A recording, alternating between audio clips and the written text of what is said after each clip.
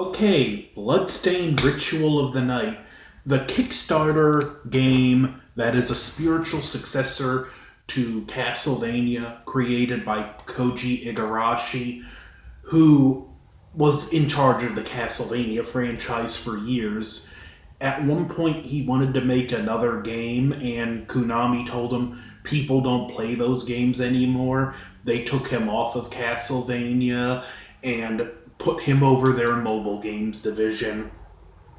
So he told them to go kick bricks and started a kickfunder to make Bloodstained Ritual of the Night, which he described as a spiritual sequel to Castlevania Symphony of the Night.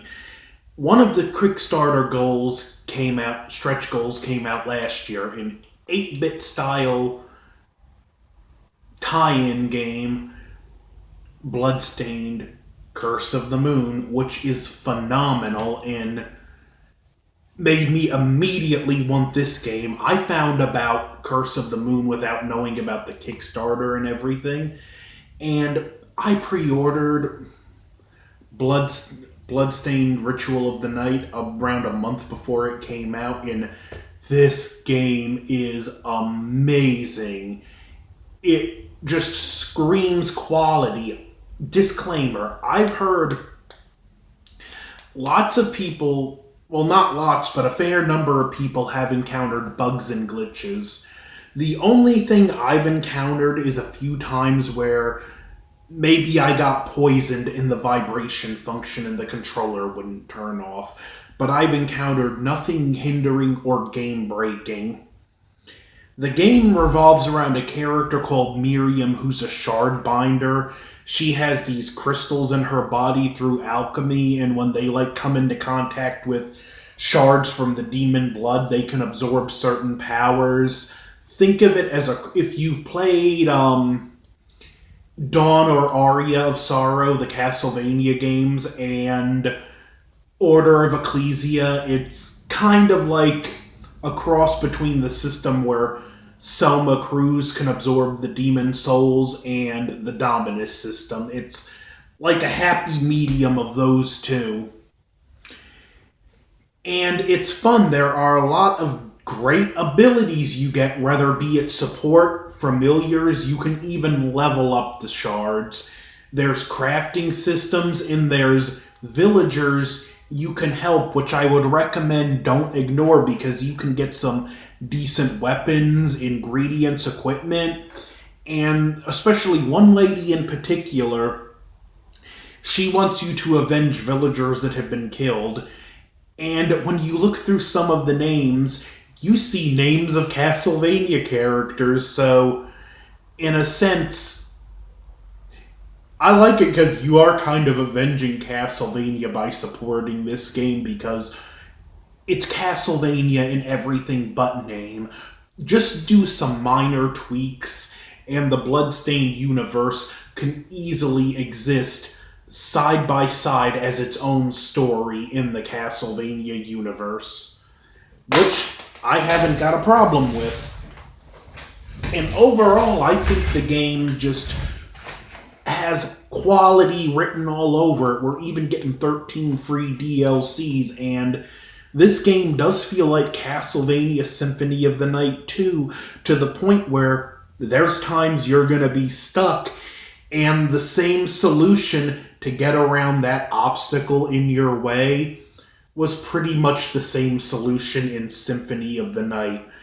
Miriam, the main character, controls incredibly well. The controls are so fluid and responsive, not the least bit stiff, and there's even a nice mechanic I like where when you have your weapon, and some of the weapons have longer reaches like that, and if any weapon has a swing where you wind up with the weapon behind you, then you have a hitbox with that weapon that will hit both in front and behind you. I first realized it with the whips because I wound up hitting a few enemies that were actually behind me, and it was a nice surprise, and it adds a cool little extra to the combat, plus the combat's very in-depth.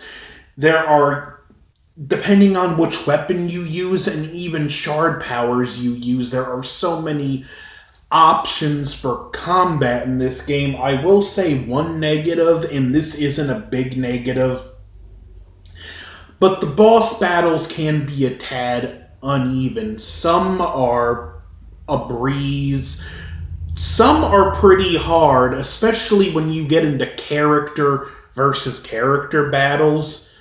Those will keep you on your toes as they should be, as well as the final boss. I'll say this, I found her first form, or, well, whatever the final boss's first form is, I found that so much harder than the second form, because although, yeah, the second form's bigger, takes up more of the screen, and does hit for more damage, the second form is easier to dodge, where the first form moves just as fast, if not faster than you, and is constantly on top of you. Which, another thing, the gun may not seem powerful, but it can be. I wound up crafting lots of diamond bullets, and be honest, they were the only thing that helped me beat the final boss's first form, because they did do so much damage. They were rapid fire, and it allowed me to keep a safe distance from the boss and do damage before that gap closes, which the gap between you and the boss in the first form can close like that. But again, I like the boss fights for the most part are an extreme, even when they're more challenging, are hard but extremely fair. Like one of the secret bosses in the Millionaire's Room, which is a slot machine. This boss can hit over 100 damage, but if you have a great sword weapon equipped and stand in the right area and time your hits right, you can practically hit this boss without the boss even being able to hit you, which I like. Sometimes the solution isn't fight harder, it's fight smarter. I'm not going to say anything about the story in case you haven't played the game yourself, but I'll say this, if you're a Castlevania fan, it's a must-buy. Hopefully, this will light the flame under Konami to make another quality Castlevania. Probably not, but I want to see more from this Bloodstained universe, from this franchise, because it promises to be a great, memorable gaming franchise. And it's off to an extremely strong start. And I don't just want to see the Ritual of the Night continued, but the 8-bit game tie-in kind of has its own story going. I'd like to see those two exist side by side, especially because of the nature of 8-bit games. They don't take as much time or effort to put into them. And I will say other thing, because Ritual of the Night is a 2.5D game.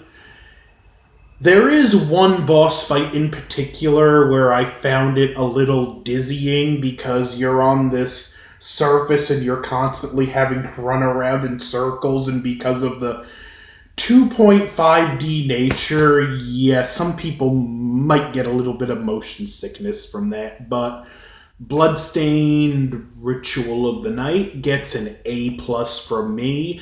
This game was well worth the $40 price tag. It would have been well worth $60. It's that good, and it has lots of replay value, especially when the free New Game Plus DLC drops. So drop what you're doing now and buy it. So don't forget to like, share, comment, subscribe, and especially if you've played the game, tell me down below, what are your thoughts? Over and out.